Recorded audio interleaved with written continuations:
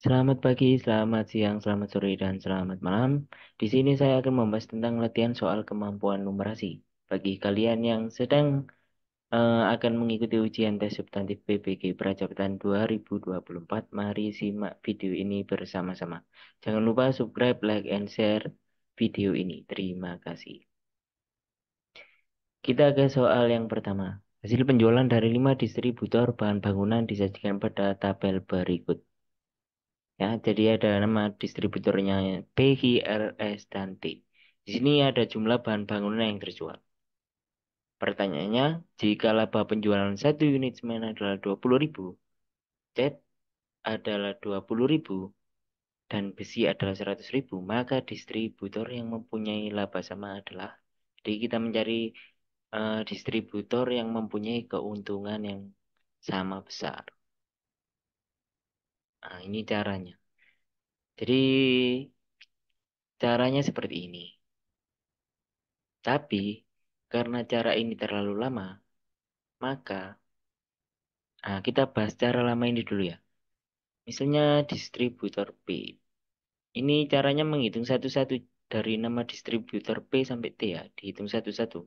Misalnya semen 9 dikali 20. Jadi ini 20 ini maksudnya 20.000 ya. Jadi 180. Kemudian C 7 dikali 20 140. Kemudian besi dikali 100.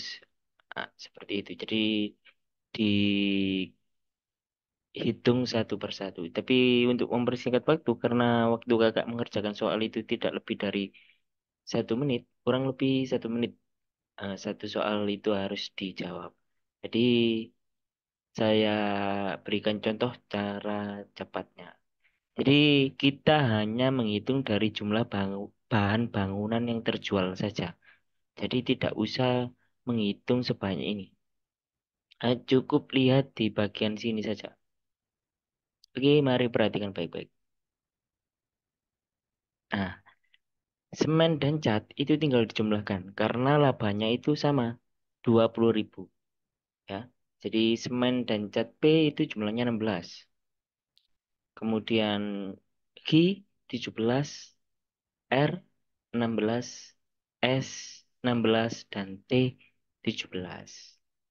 Nah, mana yang sama? Nah, P, R, S, dan T.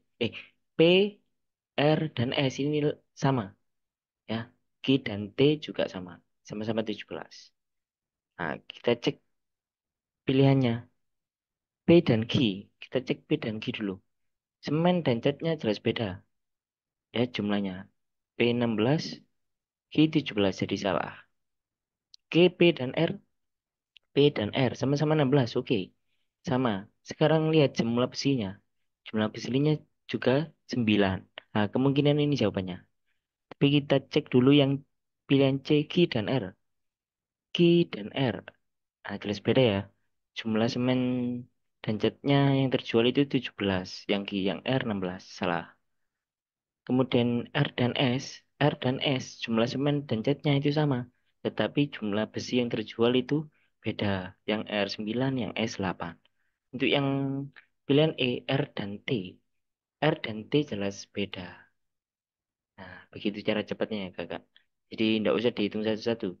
Tinggal main logika saja. Menghitungnya dari jumlah bahan bangunan yang terjual. Oke, jadi jawabannya tadi yang P dan R. Oke, seperti itu. Dalam satu soal itu biasanya ada banyak pertanyaan. Jadi misalnya tabel ini itu bisa digunakan untuk 3 atau 2 pertanyaan. Oke, jadi kembangkan sendiri. Kira-kira selain pertanyaan yang saya berikan ini, pertanyaan apa lagi yang muncul? Misalnya, mencari, mengurutkan laba yang paling besar ke paling kecil. Itu bisa jadi soalnya. Kemudian mengisi pernyataan, beberapa pernyataan benar salah. Itu juga bisa ya. Jadi soal-soal pernyataan misalnya, apakah P dan R mempunyai jumlah laba yang sama? Nah, kakak tinggal milih benar atau salah. Nah, jadi Ketika saya berikan contoh soal seperti ini, kakak kembangkan, pikirkan kira-kira soal soal apa lagi yang bisa dikembangkan atau kira-kira yang akan nanti keluar di tes substantif pada bulan Juni nanti. Oke, mengerti ya? Sekarang ke soal yang nomor dua. Sebuah ko- sebuah kedai kopi yang baru saja dibuka selama seminggu sedang melakukan pengecekan terhadap hasil penjualan berbagai jenis minumannya selama seminggu. Nah, di sini menunya espresso, americano, mochaccino, cafe latte, dan macchiato. Ya. Pertanyaannya, jika setiap pembelian espresso dan americano diberikan diskon 10%, sementara mochaccino, cafe latte, dan macchiato diberikan diskon sebesar 20%, menu apakah yang memberikan keuntungan paling sedikit? Nah, menu apakah yang memberikan keuntungan paling sedikit? Nah, kalau cara basa-basinya, nah, kalau cara basa-basinya itu seperti ini ya. Terlalu lama menghitung satu-satu, ya. Misalnya espresso dihitung, modalnya 15.000, kemudian harga jualnya 20.000, dikali 90. Ini kenapa 90? Karena sudah didiskon 10% ya tadi ya. Nah, laba per cangkirnya 3.000. 3.000 ini dari mana? Ya ini dikurangi saja.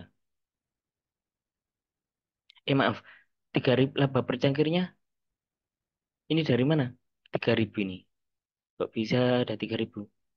Nah ini maaf, 18.000 dikurangi 15.000. Ya, jadi 3.000. Nah, ini terlalu lama menghitung satu-satu seperti ini.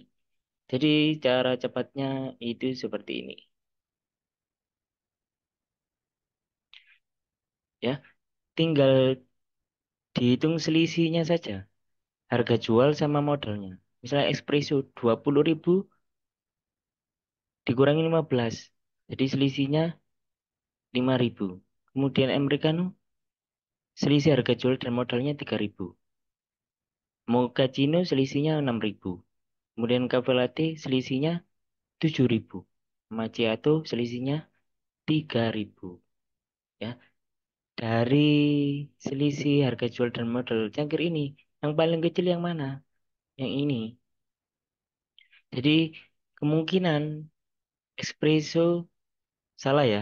Americano kemungkinan benar. Mochaccino salah. Cafe latte juga benar. Sekarang americano sama macchiato.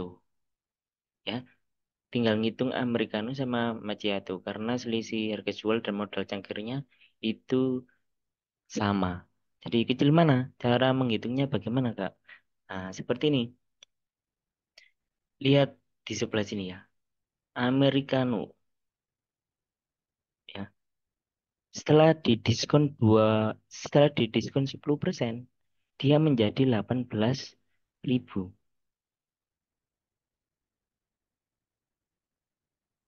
Oke. Ya, jadi modalnya 17.000, ehm, harga jualnya 18.000. Wah, pasti ada keuntungan karena modalnya 17, harga jualnya 18. Pasti ada keuntungan. Sekarang lihat yang macchiato. Setelah didiskon macchiato didiskon sebesar 20%. Setelah didiskon sebesar 20%, nah, harga jualnya dikali 80 sama dengan 12.000.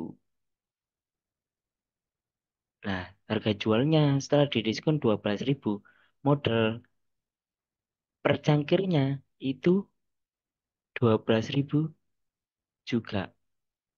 Loh, berarti tidak ada labanya ya. Modal sama harga jualnya sama. Nah, berarti macchiato lah yang paling kecil labanya. Nah, itu tadi saya ulangi karena macchiato harga per cangkirnya itu modalnya 12.000, harga jualnya juga sama, maka tidak ada keuntungan. Ya, seperti itu. Nanti kakak-kakak baca lagi dan ulangi video lagi supaya supaya sedikit melatih kakak untuk berpikir cepat. Jadi di soal numerasi ini juga kecepatan membaca kemudian kecepatan menganalisa juga diperlukan. Jadi kebanyakan soal numerasi itu bukan soal tentang rumus ya. Jadi soal numerasi itu memprediksi, menganalisa, kemudian membaca data. Nah, seperti itu. Paham ya, Kakak? Oke, kita ke soal selanjutnya. Oke, di sini soalnya berbentuk pernyataan ya. Jadi kakak-kakak tinggal memilih benar atau salah. Jadi di sini ada sebuah tabel yang berisi data jumlah penduduk. Data jumlah penduduk Kulon Progo, Bantul, Gunung Kidul, Sleman, Kota Yogyakarta, dan Daerah Istimewa Yogyakarta. Pada tahun 2010 dilakukan seleksi penerimaan untuk menjadi pemandu di Taman Pintar. Pada saat yang telah dijadwalkan seorang asal Daerah Istimewa Yogyakarta mengajukan lamaran dan saat ini sedang mengikuti wawancara.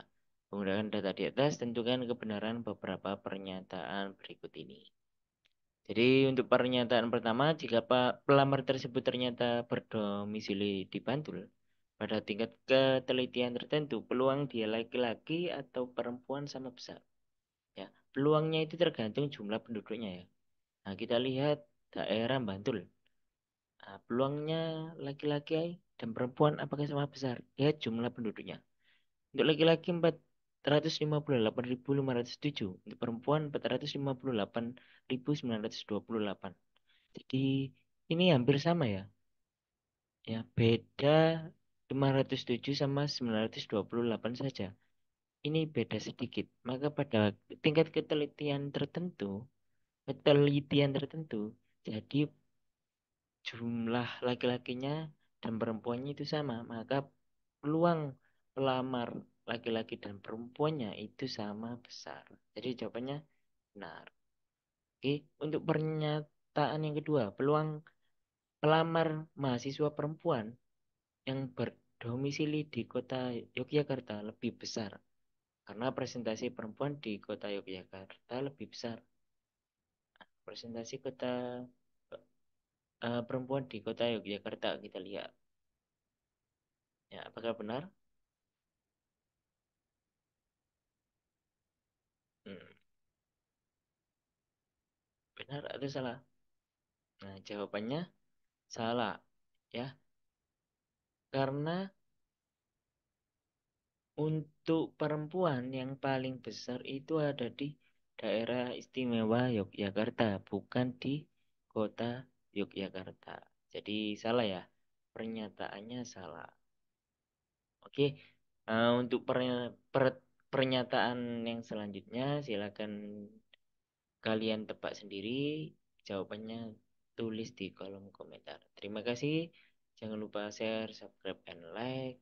Selamat siang, selamat pagi, selamat sore, dan selamat malam.